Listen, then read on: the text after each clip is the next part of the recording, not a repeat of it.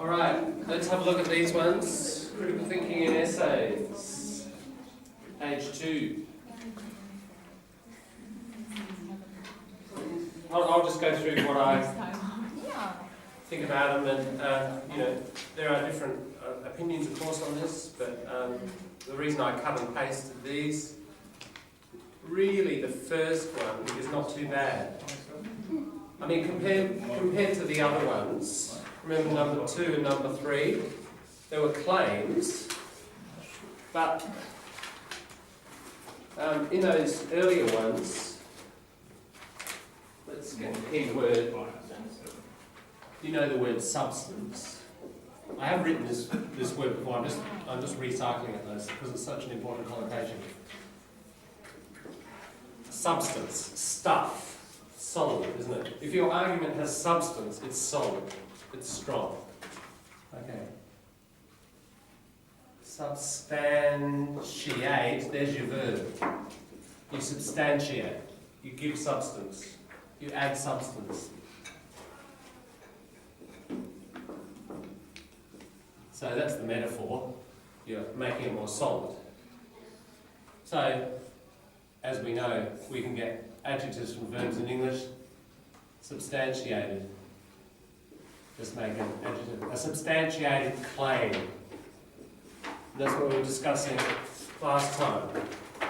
These are not substantiated. Unsubstantiated claim. More common in the negative as a criticism. That's an unsubstantiated claim. Sure, it's an interesting claim about fluoridation, or a pretty bold but interesting claim about the number of people, Aboriginal people in the public sector are 0. Could be true. If it was, it would be an important claim. We need to do something about it. But there's no substantiation. So every claim in an effective argument is substantiated in some form. It could be statistics, it could be qualitative data, so not necessarily quantitative with statistics, but qualitative, broad collection of.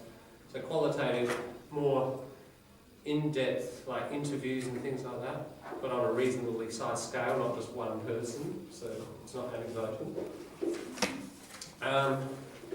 Substantiated in some form, lots of different ways, but probably most common is statistically and quoting research evidence. Alright, so the argument here is, if I summarise it, Australia spends a lot of money, we see the exact figure and we see a reference. The vast amount of it goes on cure, not a lot on prevention, and yet there's a figure, how many deaths in Australia are preventable, and most are actually diet related. So the argument being that there's the wrong emphasis in our medical system, and if we put more emphasis on prevention, this essay is taken from an essay against animal experimentation. The argument is, I probably should have mentioned that context. That's why that's in there. So the person's arguing we could massively reduce animal experimentation if we shifted our focus to prevention.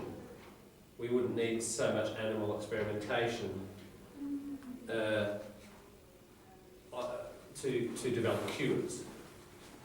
Okay, so my point is every piece of the argument is supported with evidence. There's an argument, step by step, and each step has some substantiation to it. So I think it's better. I put that in there as really a kind of positive contrast to here, to these first, to 2 and 3.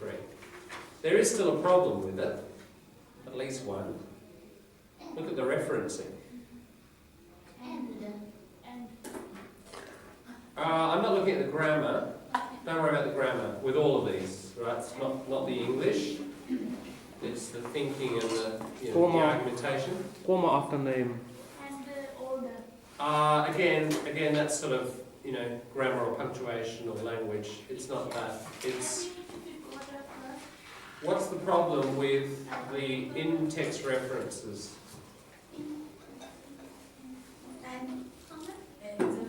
No, it's not a little thing. Hey? Don't change it. True, but it could have come from a website where there's no page, right? So you can have data with no page numbers. If it's come off a website and there are no pages, you can't put a page number. Now, more fundamental than that, look at the year. How long ago is that? 17. Well, it's 21 years ago, isn't it? I mean, look, I put this thing together a couple of years ago, so it wasn't quite 20 years, but it's almost 20 years. All right. Well, is it very accurate to be quoting 20-year-old figures about health spending in a country? Not really, is it? You know, lots could have changed in 20 years, and also figures about health profiles. 75% deaths preventable. That could have changed a lot in that time, depending on government policy, demographic change, all sorts of things. But the other thing is, we don't know when this article come up, this essay come up. Yeah. Maybe it was in 1995. Yeah, true. Yeah. It's not a big deal, so That's true. I saw the year already, but We've got to judge this in terms of today. Okay. Yeah, so fair enough. just that point. So we know the word current. Is it current? Well, this isn't current. If But they say currently in relation to the first issue, yes, okay, current. Yeah, look, currency. So what we're talking about is currency of referencing, isn't it? And your job is to get references that are equal to or less than 5 years old. That's the general standard in university academic writing. Sometimes there are important documents that are older, you know, that you need as part of your argument there, and they're still relevant. Okay, you might need to use them, but the vast majority should be 5 years or less. So check that in terms of your own essay, if you've got current material. Number 5. Number 5 demonstrates, there's actually a term for this, it's called Godwin. I don't know who Godwin was. Godwin's law. Godwin's law is, it's kind of a bit of a joke, but Godwin's law is, in an email chat room or an internet chat room, people having an argument, the longer the chat goes on, the greater the probability that someone will mention Hitler. Alright? Basically, the longer it goes on, the closer the probability of someone mentioning Hitler approaches 1, meaning 100%. Now that's a bit of a joke, but it demonstrates the point. The point is, you know, whatever you're talking about, somebody will say, well, Hitler thought that. Yeah? And what we're doing there is genetic fallacy, but also guilt by, it's another fallacy, guilt by association. If you can associate argument A with sort of like a connection with something very negative and very, very negative, that just emotionally, but not logically, destroys the argument, right? And it's fallacious. So we're talking about fallacy and the adjective fallacious. That's your adjective from fallacy. A fallacious argument. Yeah, so what you've got here is, okay, you mentioned Hitler, and many people think, well, that's the end of the argument. You know, Hitler thought it, so therefore, you know, we shouldn't think that. That's one problem. Other problem is, let's have a look at euthanasia. Euthanasia is the sort of euthanasia we're talking about. Well, there are a couple of categories. The wrong meaning. Yeah. I'll put EU, euthanasia. Yeah, why is it the wrong meaning, Pavel? In what sense? Because euthanasia is a voluntary choice of Exactly. people, but Yes. Yeah. Hitler ideology means killing of people. That's right. Involuntary. Involuntary. Involuntary. Yeah. There's a really fundamental difference here, isn't there? We've got euthanasia, but they're talking about involuntary euthanasia, and the modern debate, is about voluntary euthanasia, someone deciding for themselves. So you have to be careful of this sort of thing, that we don't just treat everything as all the same. And what you'd regard this is what we call a category error. They're really using the wrong category of something, aren't they? And say, this is bad. Well, actually, the argument's about another category. So that's a common problem in thinking, often. Category error. It's another kind of fallacious problem. Keep your eye out for yourself and your opponent in arguments that sometimes that's going on. Yeah. So you've covered 2 problems there. Number 6. What did you think?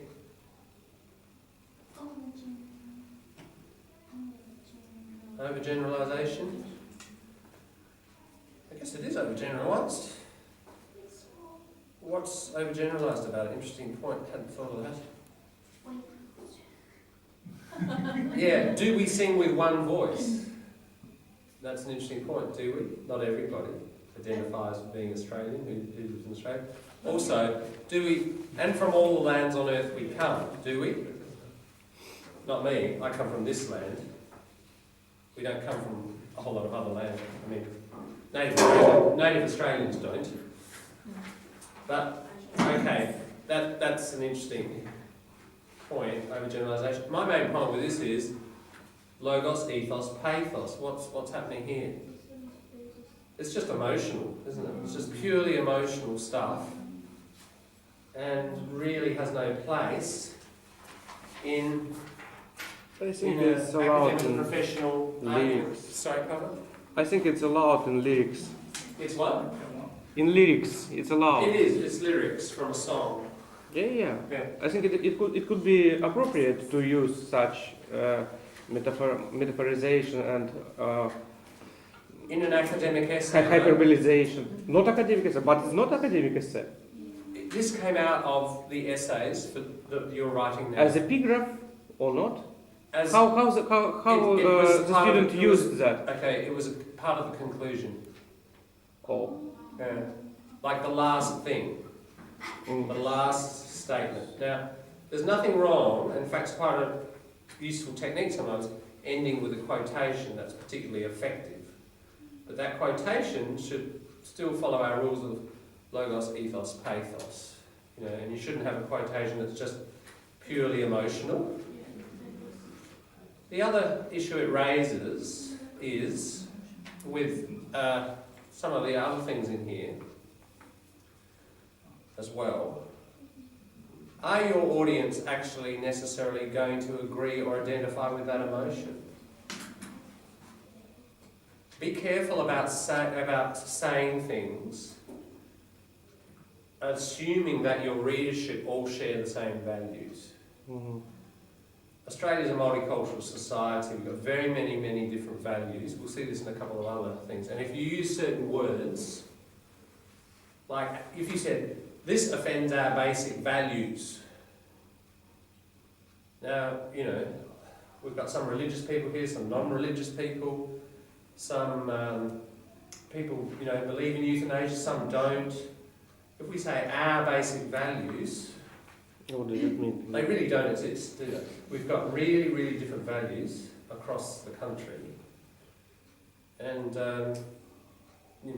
that's the point of a multicultural society. So saying that kind of thing, there's a hidden premise. Can you see the example? Remember hidden premise? The female surgeon story? The hidden premise there is, we all share the same values. But we actually don't. Right? So there's a problem with the premise of the argument that you're including everybody in the same values group. I certainly don't share that value. I really don't like nationalism of any form. I think it has led historically to wars and all sorts of problems, and it's certainly used by the bourgeoisie and capitalism to promote empire and war and conflict and difference and so on, you know. And as a strong left-wing person, I'm the opposite, an internationalist. Internationalism has always been a very core value of the strong left. So that's my point. If you write that, it doesn't even matter culturally, politically, there will be people who, if you're trying to unite people together kind of at the end of a conclusion and you use something like that, some people will just go, you know, just reject it. So it won't even work on the emotional level that you're intending. So you've got to be quite careful about what you do select to try to bring your audience with you. That can be tricky because if you're coming from cultures where there's more of a monoculture, you know, getting used to that idea that actually they're really what we call contested, fought over, contested values, and you sort of got to write to an audience that includes all of those values. That's quite tricky. But it's kind of assumed in university life. For example, you don't write using religious material to justify, because for a start, it's probably the scientific nature of it. Secondly, people could be of other religions, so you're really not going to convince them. Okay, 7, similar problem. Pathos. Yeah, too much pathos. Where's the pathos? Too much emotion, in other words. And in the end, clear off. Yeah, exactly. Clear off. Yeah. Go away. Nick off. Piss off. You Yeah. know. I mean, it's just More extreme for that. too strong, isn't it? So let's practice. So it's a very loaded word or loaded phrase. Those who insist on ignoring or teaching Australian values, how could this person have said it more, still express the same feeling or the same idea, but in a more controlled way? They should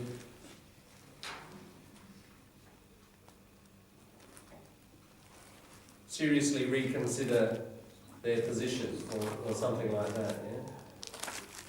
So, yeah, just generally speaking, a general principle in academic and professional argument, I'm sure you've heard this saying before, less is more. You know this saying? It applies to, you know, people apply it to lots of things. But likewise, in academic and professional writing, the softer you are with your language, the more people will listen to you. If you go bash, bash, bash, you know, people often, consciously or unconsciously, resist, don't they? It's a temptation to do it maybe, but you have to be more effective if you're softer. And we will look, not yet, but we'll look at ways of, we've talked a little bit about it, like using modals, could, perhaps, these sort of things, and certain verbs.